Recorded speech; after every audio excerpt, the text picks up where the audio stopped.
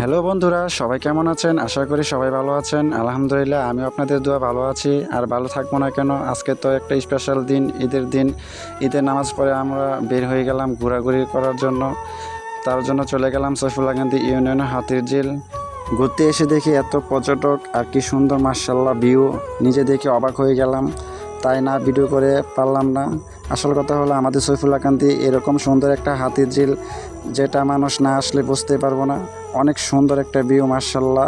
আপনারা যদি না আসেন তাহলে এই জায়গার সৌন্দর্যটা আপনারা উপভোগ করতে পারবেন না।